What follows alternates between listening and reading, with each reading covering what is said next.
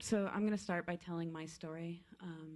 On July 26th, Thursday morning, we did know that the code enforcement unit was coming to make a scheduled visit. There was no reason why they came like they did. John Desadier actually said that he came fully armed with 12 sheriffs because he wasn't able to access the property earlier, but he was just asked not to come on the property without a warrant. There was no violence towards him, and that was his justification for bringing the 12 sheriffs. Anyways, I was living here. This was a school bus I lived in, and with my 2 children and husband. I'm a homeschooling mom, so we were home about to eat breakfast. My son had his yogurt just opened when we had the department come to our door, banging very loud, they were yelling, "Come out, sheriffs, come out." And so I came to the door and removed my curtain to see who. I knew who was out there. They said it was sheriffs. And he was yelling at me to come out, come out. I opened the door and I said, "Wait, put your..." He was holding his gun towards me. He was pointing his gun at me, Deputy Officer Fulton. He had his gun pointed at me before I opened the door. There was no probable cause for any of this. I told him, "Put your guns down. I have my babies in here." And he refused to put his gun down, and he continued yelling and screaming at me to get out of my house. And so I had to leave my house with my children. I want to also let you know that my baby was on my hip. The gun was pointed at me with my baby on my hip, my 8-month-old baby.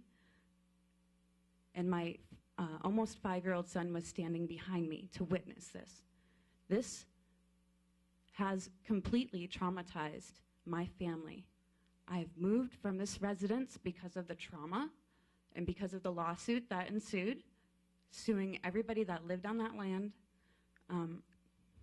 I also want to stress that when we were taken out of our home, another man with a gun ran into my home to check for other individuals because we were so scary. And when he finally said clear, they escorted me to the gate, not being able to see what they were going to do. Everyone was escorted to the gate that was on the land, the next house that was opened. They were also pointing a gun at the man with his 2 children, escorted them out of the house to the gate. The next place that they went to was a single mother with one of her children at home who... No one was aware of what was going on. Everybody knew that there was code enforcement coming, but nobody knew how they were coming. And a dog got pepper sprayed in that incident, and it was very, very traumatic. We were not able to see what they were doing on the property.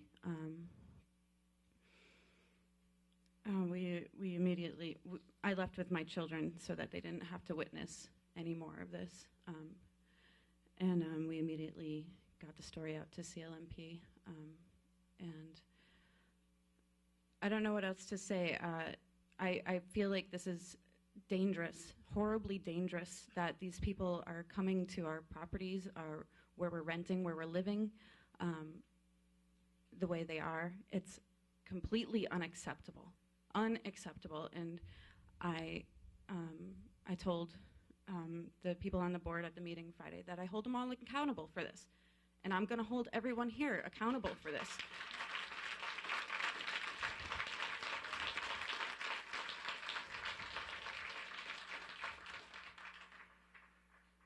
You have the power to stop this, and I want you to. I don't want anybody else to have to deal with what we are going through. It's not right, and it's not okay. And I want to stop to this. I want a moratorium, and then I want to stop to it. Because it's not okay. They cannot be band up with the sheriffs treating us like criminals. Gray water is not a crime. Indiscriminate convoys of heavily armed and aggressive police who force innocent landowners to lay face down on their own property at gunpoint. By the way, some of these guns do not have safeties. I question whether they even know how to use their safeties. Maybe you should try just once to see what it feels like, as I've been forced to do myself, try laying on the ground with some young buck pointing his unsafetied weapon at you. It's not a good feeling. Hi, my name is Kay Hollow Williams. I also am a resident of Titlow Hill, and I'm here because this is something that is affecting my life, my children's life, my family's life, my neighbors, and I'd like to also say that this is something that's affecting all of Humboldt County. I'm a widowed mother of 3 children, and the other thing I wanted to say was I don't want to have to fear that the cops are going to come in and pull a gun on me and my children. That's not right.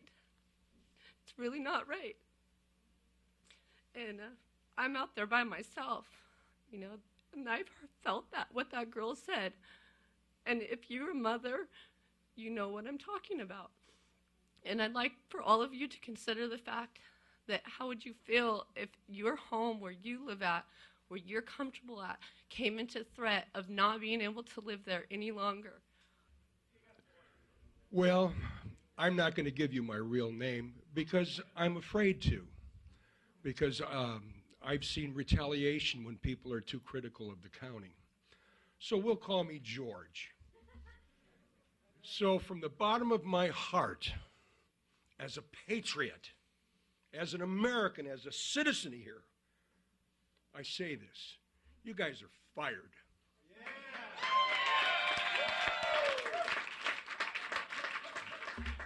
Turning the brown shirts loose on our county is unconscionable. You have no right to sit up there anymore.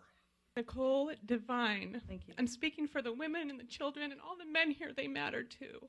We need to be protected. We need to feel safe in our homes. My dad taught me to protect myself. My parents are both dead. I live out in the woods. Let me tell you, my dad said if somebody comes to my door with a gun, I can shoot them and I'll be damned. I don't know what I do if they do, but I just fucking might. Okay?